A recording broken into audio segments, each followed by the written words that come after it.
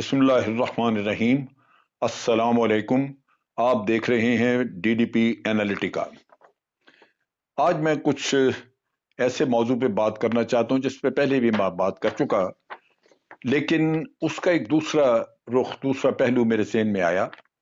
جو کہ ایک مثبت ہے، کنسٹرکٹیو ہے، اس پہ میں بات کرنا چاہتا ہوں۔ یہ ہے برخودار بلاول زرداری نے جو پیچھے پریس کانفرنس کی تھی، اس کے اوپر میں نے ایک تنقید، ایک ویڈیو لوڈ کی، اور میں نے اس کا عنوان تھا کہ بلاول کہتے ہیں کہ وہ منہ دکھانے کے قابل نہیں رہے۔ اب یہ اس میں وہ ساری باتیں جن کا میں نے ذکر کیا کہ وہ اتنا کچھ غلط ہو رہا ہے وہاں پہ، اور واقعی اگر یہ سارا کچھ غلط ہے تو پھر منہ دکھانے کے قابل تو نہیں رہے وہ۔ لیکن بہرصورت میری ایک برخودار ہے میرے، تو اس کی وجہ سے ایک ہمدردی بھی ہے، اور یہ بھی ایک خواہش ہوتی ہے کہ اگر آپ کی بات سے کسی کو کوئی سبق مل جائے، کوئی وہ نصیحت حاصل کر لے، کوئی اپنے لیے بہتری تلاش کر لے، تو وہ میرا خیال ہے کہ زیادہ کنسٹرکٹیو ایک کام ہے خالی تنقید کرنے کی بجائے۔ چنانچہ میں سوچتا رہا کہ بلاول ایسا کیا کرتے، ان کو ایسا کیا کرنا چاہیے تھا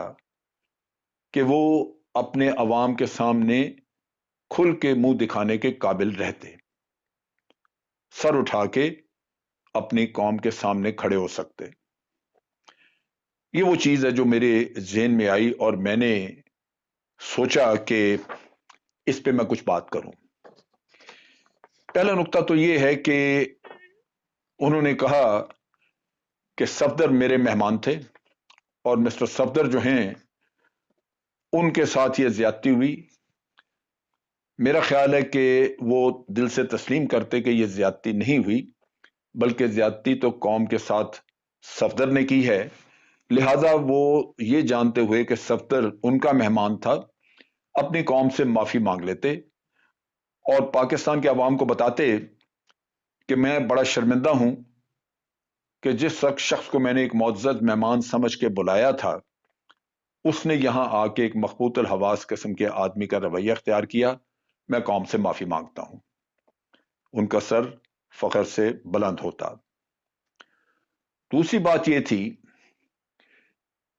کہ پولیس آفیسر جنہوں نے فرض شناسی کا ثبوت دیا کہ ایک ایسا جرم جس کا ارتکاب ہو چکا تھا اور ان کے نوٹس میں لایا گیا، اور انہوں نے ایف آئی آر درج کی، نہ صرف ایف آئی آر درج کی کہ اب ویڈیوز وغیرہ سب کچھ سامنے آ گیا، اور اس سے ثابت ہو گیا کہ ہوٹل پہ ریڈ بھی انہی لوگوں نے، پولیس کے لوگوں نے کیا، اور پوری طرح اپنا فرض نبھایا۔ ایک ایسے آدمی کو جس نے کہ یہ غلط کام کیا تھا، قانون توڑا تھا، اس کو انہوں نے گرفتار کیا اور لے آئے۔ فرض شناسی کے اوپر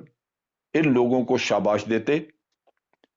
اور شاباش کے ساتھ ہو سکتا ہے تو کچھ انعام کی رقم بھی دیتے، کیونکہ خاص طور پہ ہمارے معاشرے میں یہ بہت بڑا مسئلہ ہے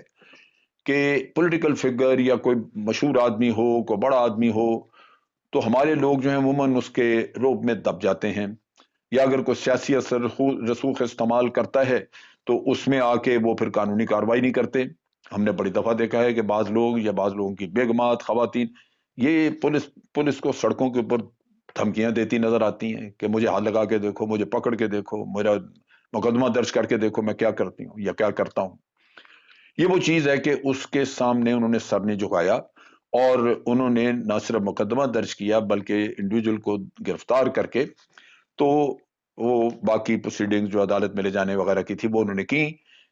فرض شناسی پہ ان کو شاباش دیتے اور ان کے کام کو سراہتے، اور ہو سکتا ہے تو ان کو انعام بھی دیتے۔ تیسری جو چیز تھی وہ یہ تھی کہ اگلے دن خود ضمانت کروا دیتے صفدر کی، اور پھر ایک مخلص دوست کی حیثیت سے صفدر کو اپنے پاس بٹھا کے اس کو مہمان نوازی کا ایک پورا ایک ثبوت دیتے کہ ہم تمہارے خیر خواہ ہیں، اس کو بتاتے کہ آپ ہمارے مہمان ہیں اور آپ ہمیں عزیز ہیں، ہم آپ کے خیر خواہ ہیں۔ لہذا پہلی بات تو یہ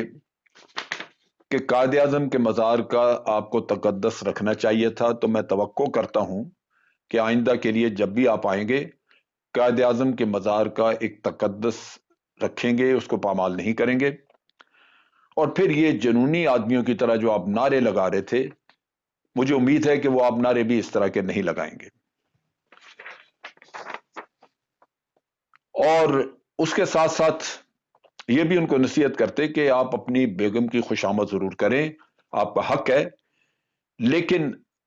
बेगम की खुशामद में मोहतरमा फातिमा जना के नाम को खराब ना करें। उनके नारे लगा के अगर ये आप जाहिर करना चाहते हैं कि आपकी बेगम हम पल्ला हैं, तो फिर ये तौहीन है मोहतरमा फातिमा जना की, आप इससे इज्तनाब करें। फिर उसके बाद बिलावल खुद भी अहद करते, और वो बेशक ऐलान करते या ना करते, लेकिन अगर दिल में भी अहद किया हो इंसान ने और अल्लाह से वादा किया हो, तो उसका सर खुद ब खुद बुलंद रहता है। वो कह सकते थे, अपने दिल में अपने अल्लाह से वादा कर सकते थे कि मैं आइंदा के लिए खुद झूठ नहीं बोलूंगा और दूसरों को भी झूठ बोलने से रोकूंगा। और फिर यही गुजारिश वो सफदर और बेगम सफदर को कर सकते थे कि आइंदा के लिए वो भी सच बोला करें। उनको बताया जाता कि आपके बेशुमार झूठ पकड़े जा चुके हुए हैं, जिसकी वजह से आपकी इज्जत पे भी हर्फ पड़ता है, और उसके साथ साथ आपकी किसी भी बात पे किसी का यकीन करने को जी नहीं चाहता। लिहाजा अपनी बेहतरी के लिए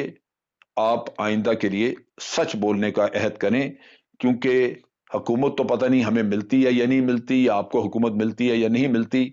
लेकिन सच बोलने से कम से कम आपकी आकबत तो बेहतर हो जाएगी।